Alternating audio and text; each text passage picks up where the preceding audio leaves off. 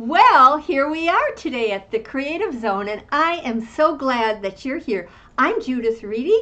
I am going to be doing another demo today, and it's going to be on this whole idea of solving the problem of recomposing an image, and this time I'm going to be doing it in pastel. And we have several other images in which we started, and I talked about some of the problems, and I'll continue because we still make modifications as we go along. And so you're going to see how that's done. But first, I'm going to explain a little bit about my process. And before I do, though, I want to explain to you that I am now streaming on Facebook and YouTube. On YouTube, it's Judith Reedy, Finding Your Creative Zone, and on Facebook is Judith Reedy Creative Zone. And then you can also find Judith Reedy Visual Artist. I think I may be going to Instagram too soon, but not quite yet. At any rate, I hope that you're enjoying this today, and if you have anything that you want to help, always to never miss these training sessions, make sure to like this page if you're on Facebook and follow me. And then also, if you're on YouTube, to subscribe. It's the best thing you can do. It really will help you to be on top of things and make sure that you always never miss these training sessions. So let's get into just my basic process. We begin with step one, which is our idea. Sometimes it's a photograph we found, or we're outside and we see a scene that we want to draw or paint, and we use that as our idea. Or we're sitting at a friend's house or somewhere, and we see a bowl of fruit, we see whatever. It's the idea, and we want to put that idea and really make it clear to our viewer, and we do that in the design stage, which is number two, where we do sketches, or we check it out with different photographs, or we modify the photos. Sometimes I'll get into Photoshop or Affinity Photo, and I'll make some modifications. As I did, sometimes I will get into some sort of Notan program. Notanizer was one that I did with this program.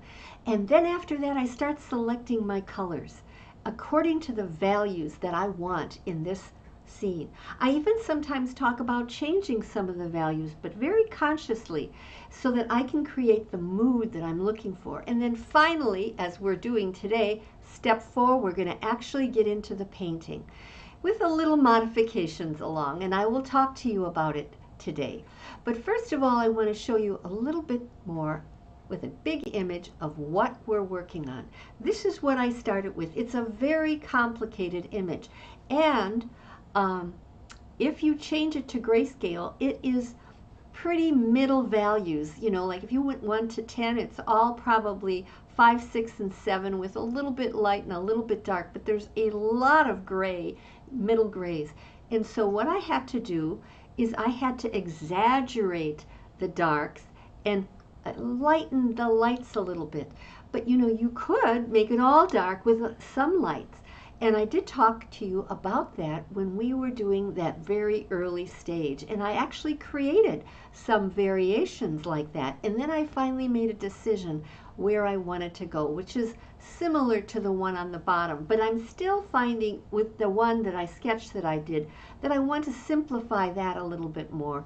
And I, of course, was selecting like browns, blacks, and oranges with a little bit of green. So I'm really changing the colors that I'm using. You know, one of the courses that I have in one of the units, I talk about changing the hue but maintaining the values that you've decided to use. So anyway, here today we're going to be looking at how we're working through that some more. So let's get to it. As you can see here,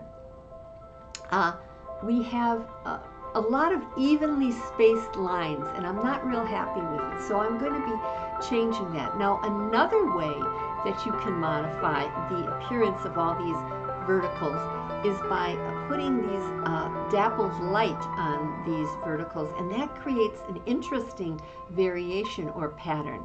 But I'm still a little concerned about how close they are to each other, and how similar they are. So I may be adding some other values, twigs in there to give a little bit more interesting. And now I'm lightening the light area and giving you more, I want to have a clear light area and a clear dark area. And I want to move it around a little bit and make that shape of that light area interesting.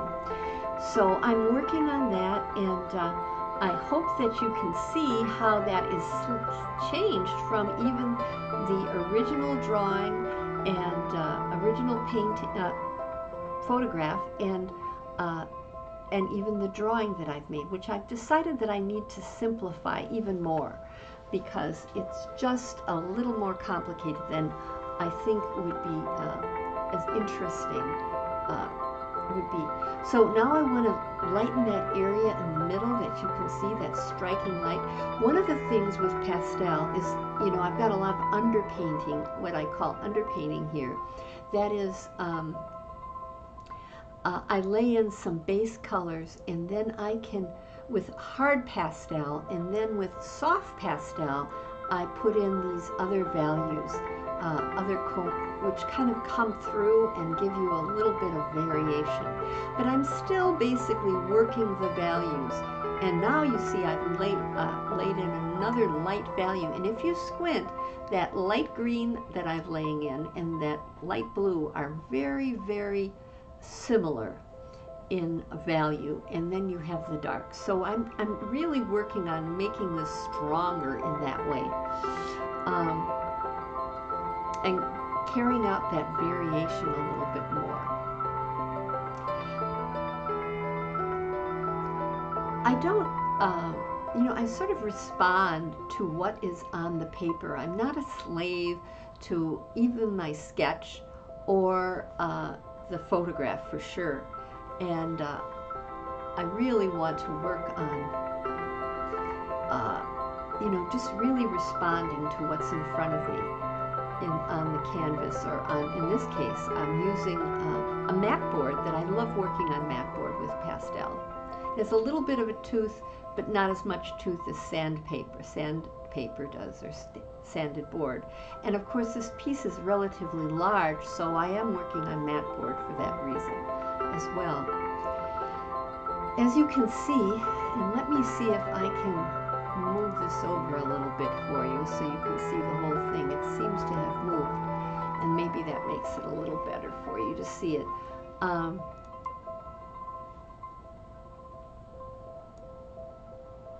Yeah, I think that's working out nicely.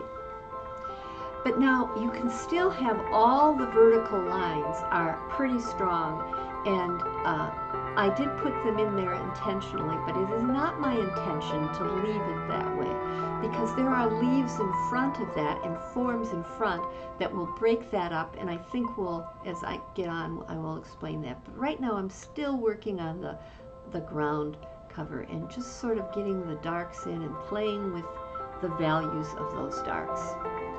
And so I think this is a great deal of, just working on getting those values interesting, shapes interesting. I'm not really into details yet. I'm just kind of getting a feel for the whole image and the sweep and the big impact that it has.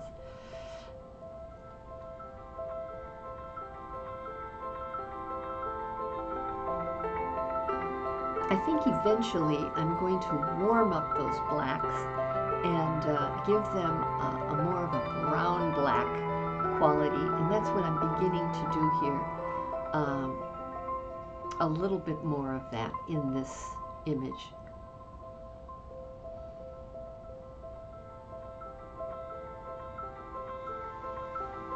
But the black makes a good underpainting here.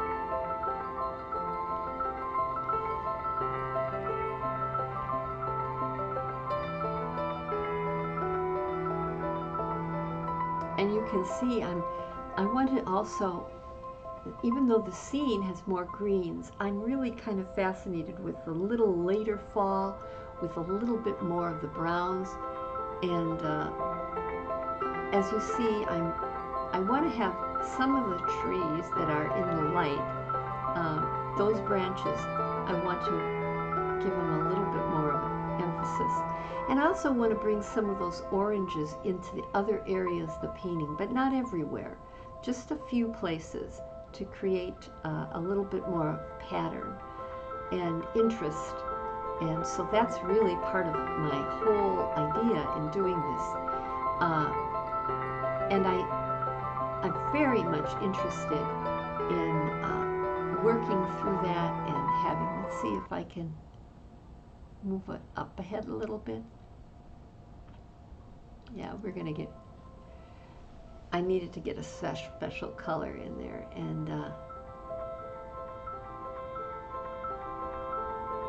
now I'm going to be working with putting some of the colors out in front of those branches, just to create a little bit more, so they're not like verticals. And I'll be doing that in other areas of those branches as well, which will break up that vertical and not have you send your eye right off into the sky.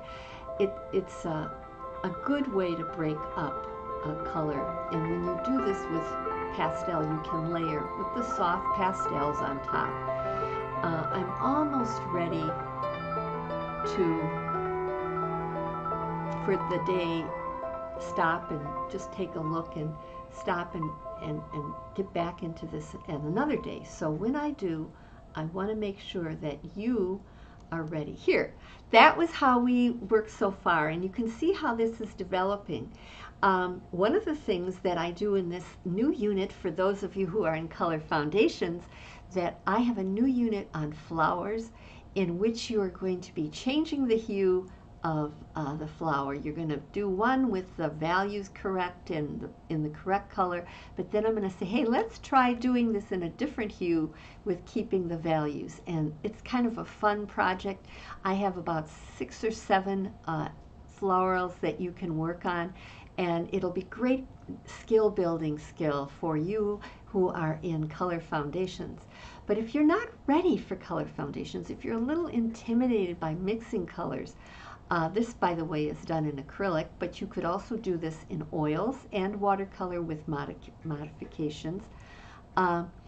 You can go to my 7 Essential Simple Tricks to Mix Any Color course, and in that course, you will learn the essentials, fundamentals of mixing color. You will get a warm and cool of each primary, of the 3 primaries, and I will show you by using the proper primary how to keep and maintain intense secondaries. A brilliant rich purple, a brilliant orange, a brilliant green. And yet, at the same time, I will explain how to neutralize those colors by sometimes selecting a different primary when mixing that primary, that secondary color.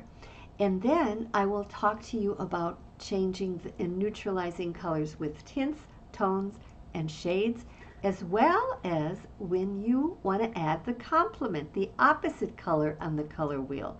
So there's so much material for you to give you a great foundation for mixing color.